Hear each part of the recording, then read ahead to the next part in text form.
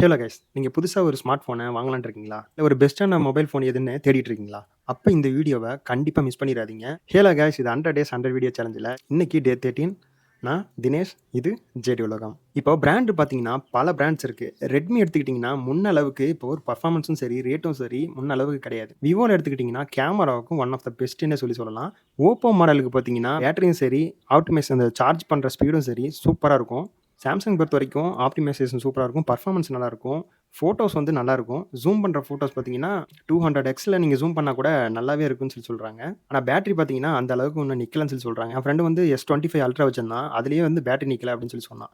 திடீர்னு அவன் சொன்ன இன்னொரு விஷயம் வந்து எனக்கு ரொம்ப ஷாக் ஆயிடுச்சு. என்னடான்னு சொல்லி கேட்டா, Oppo மாடல் எடுத்திருக்கான். 9X Proன்னு சொல்லி ஒரு மாடல் வந்திருக்கு. அந்த மாடல்ல வந்து பேட்டரி வந்து வேற லெவல் நிக்குது மச்சான். நல்லா இருக்கு அப்படின்னு சொல்லியிருந்தான்.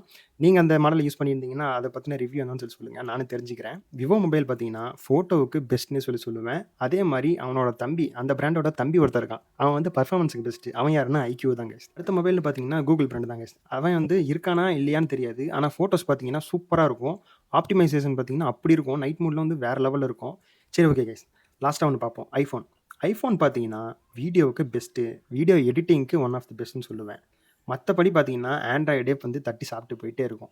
மத்தபடி இந்த பிராண்டு ஐஃபோன் தான் கெத்து. நான் கெத்து காமிக்கிறேன் ப்ரோ அப்டின்னா, அதுக்கு வேணா வாங்கிக்கலாம். மத்தபடி நான் அத பெருசா சஜெஸ்ட் பண்ண மாட்டேன். சரி, ஓகே கைஸ். வீடியோ ஸ்டார்ட்டிங்ல வந்து one of the best model என்னன்னு சொல்றேன் அப்படின்னு சொல்லியிருந்தேன் இல்லையா? அத நான் இப்ப சொல்றேன் கேளுங்க.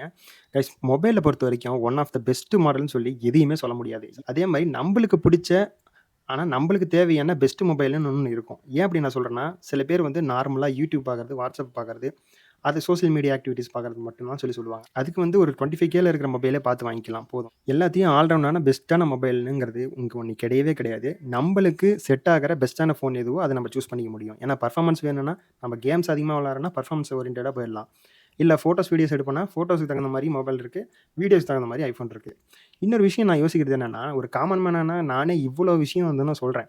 இப்போ அந்த பிராண்டுங்க வந்து எவ்ளோ யோசிச்சிருக்கலாம். இப்போ ஒரு உதாரணத்துக்கு iPhoneயே எடுத்துக்குவோம். iPhoneல வீடியோ வந்து சூப்பரா பெஸ்ட்டா இருக்குன்னே சொல்றோம். ஆனா, அதே சென்சார், அதே இத வச்சிருந்து நல்ல ஃபோட்டோஸ் அவனால அத ஜெனரேட் பண்ண முடியல. இது வந்து உண்மையா பண்ண முடியலையா? இல்ல பிசினஸ் ஸ்ட்ராட்டஜினால அப்படி பண்றாங்களா? அப்படின்னு தான் தெரியல. நம்ம தான் கைஸ் இப்படி அடிச்சுக்கிறோம். இந்த மாடல் தான் கெத்து, அந்த மாடல் தான் கெத்துன்னு. iPhoneல உருவாக்குற சில விஷயம் வந்து Samsung யூஸ் பண்ணிக்கிறாங்க. இந்த மாரி அவங்க வந்து யூஸ் பண்ணிட்டு தான் இருக்காங்க. நம்ம தான் அடிச்சுக்கிறோம். ஓகே கைஸ், டே 14ல பார்ப்போம். இந்த வீடியோ உங்களுக்கு பிடிச்சிருந்தா லைக் அண்ட் ஷேர் பண்ணிட்டு மறக்காம சப்ஸ்கிரைப் அண்ட் ஃபாலோ பண்ணிக்கோங்க.